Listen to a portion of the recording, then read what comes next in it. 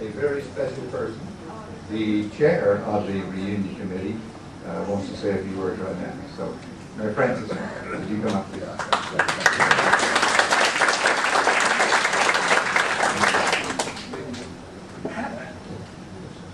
I just start out by saying you guys didn't have everything going for you.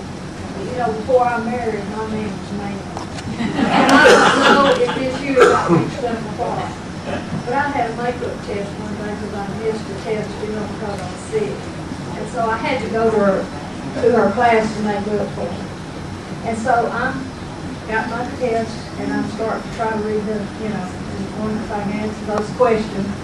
And I look up, and she's over in the corner, and she's tightened her dress up, and she's pulling her girdle down. And I'm thinking, dear Lord, how am I going to concentrate on this test? Why is she doing that in front of me? You know? But anyway, I just wanted y'all to know you didn't have to yourself. And she had on high heels. Listen, everybody, we appreciate so much all of you coming and making an effort to drive as far as you did and to do everything you did. But there's some special people in this room that I want to thank for all their help. And we had many, many meetings, and almost every time there would be someone else come in that came into the last one. And a lot of the wives came with the husbands, and a lot of husbands came with the wives. And I don't know if you enjoyed it as much as we enjoyed planning it, but I hope you did.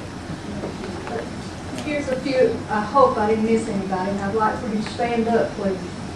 Nancy and Hubert Riley. And Hubert would do anything that Nancy and I told him to. And Joyce Carter, and she was our pathway to the internet. She got everyone's address, she got everyone's name, and just everything we needed from the internet. And Charlie Hendricks, he was there every time trying to help me keep order.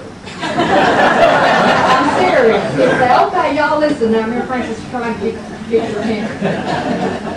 And Mary Hall, she was there and always, stand up Mary, always willing to do anything we asked her to do, and she did a lot toward this reunion, making those bottles of water and these name tags, just lots of money.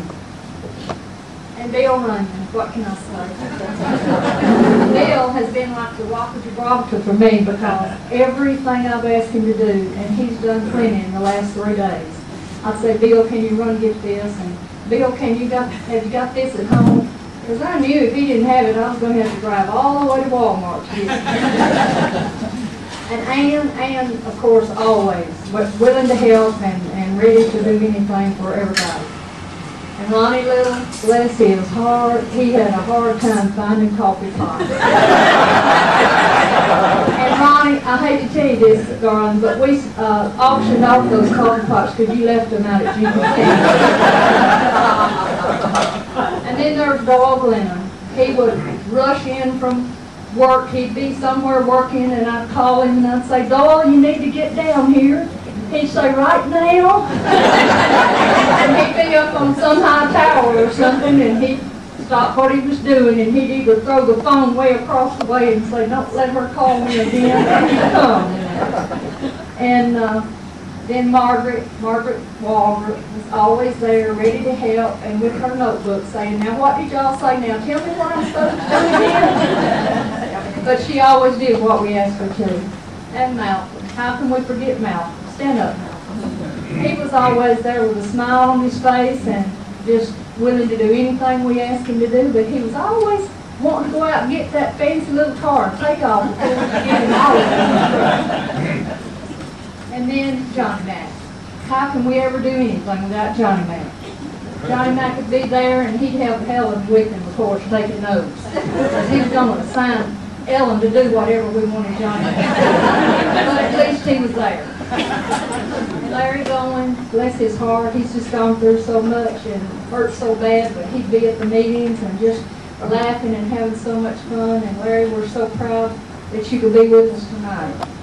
And of course, Laurel, and God bless him, he tried to come tonight and stay, and we all love him. And then Nordell would come, and she would sit there and be, as always, so pretty and sweet, and she'd agree to anything we asked her. And Ronnie Atkins, he'd rush in because he was always on some big job, you know. But he was always ready to help. And Patsy Carpenter, she came a few times, but like she said, she was teaching and it was hard for her to get off. And Doris and Jerry Dixon, they came, and we were so glad to have them. And James Allen Carter, and just, I hope I didn't leave anybody out. And then, of course, we had special guests come, and that was Pat Wiggins and Phyllis Holloman and Brenda Ball. And they would make the trip down from Little Rock just to make sure we were doing things right. That is not true. You know, I kind of have the reputation of having a big mouth and talking a lot, so I'm going to cut this short. Y'all really made my job look easy. But I always heard that a good boss delegated work. And believe you me, I did lots of delegating, and it was fun. And I love every one of you for it, and you've made this a wonderful reunion. And Charlie, thank you for inviting us to your home, and you and Hubert did a good job on that. We appreciate it. So we'll see y'all the next 50.